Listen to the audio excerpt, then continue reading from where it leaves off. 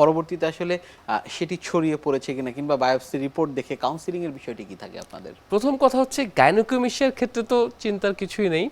গাইনোকোমেশিয়ার ক্ষেত্রে যদি ডায়লেমা থাকেও আলট্রাসোনোগ্রাম যদি বলে যে না ঠিক আছে, দ্যাট মিনস এটা গাইনোকোমেশিয়াই, ঠিক আছে, চিন্তার কোনো কারণ নাই। গাইনোকোমেশিয়া কিন্তু ছড়া যাওয়ারও কোনো চান্স নাই নিশ্চয়ই। এবং এটা খুবই বিনাইন একটা কন্ডিশন।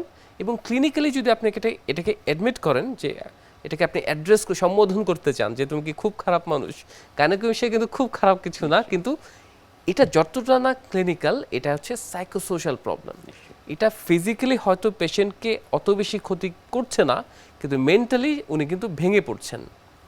কারণ আপনি যদি চিন্তা করেন যে পিউবার্টির পর থেকেই কিন্তু মানুষের একটা ব্যক্তিত্বের বিকাশ ঘটে। নিশ্চয়ই। তখন মানুষ ফ্রিলি কথা বলা শিখে, বোল্ডভাবে চলা শিখে, তার নিজস্ব মতামত এক্সপ্রেস করতে শিখে। সেই সময়টাতে সে যখন ফ্লেকশন অ্যাটিটিউডে চলে যায়, সে মানুষের সামনে দাঁড়িয়ে কথা বলতে পারে না। তার সবসময় একটা হীনমন্যতা কাজ করে যে আমার শেপটা তো মহিলাদের মতো, আমাকে হয়তো সবাই হাসবে আমাকে দেখলে, বা আমাকে দেখলে সবাই অন্যভাবে তাকাবে।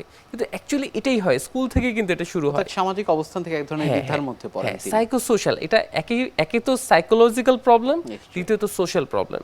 কারণ স্কুলে যখন এই বুলিংটা শুরু হয়, দেখা যায় একটা ছেলের 11-12 বছর থেকে গাইনোকোমেশিয়াটা প্রমিনেন্ট হতে থাকে। এখন স্কুলের 11-12 বছরে তার বন্ধুরা কিন্তু বুঝবে না যে এই বুলিং করাটা যে তার মেন্টাল কতটা স্ট্রেসের কারণ হবে। তারা ভাবছে এটা খেলা। নিশ্চয়ই আমরা এই গাইনোকোমেশিয়ার এই বিষয়গুলো নিয়ে আপনার কাছ থেকে আরো জানবো, তবে ছোট একটি বিরতি থেকে ফিরে এসে। প্রিয় দর্শক, দেখছেন স্বাস্থ্য প্রতিদিন। কথা হচ্ছিল খুব গুরুত্বপূর্ণ একটি বিষয় গাইনোকোমেশিয়া নিয়ে। এই বিষয় নিয়ে আমরা আরো কথা বলবো, আরো শুনবো, তবে ছোট একটি বিরতি থেকে ফিরে এসে। ততক্ষণ আমাদের সাথেই থাকবেন।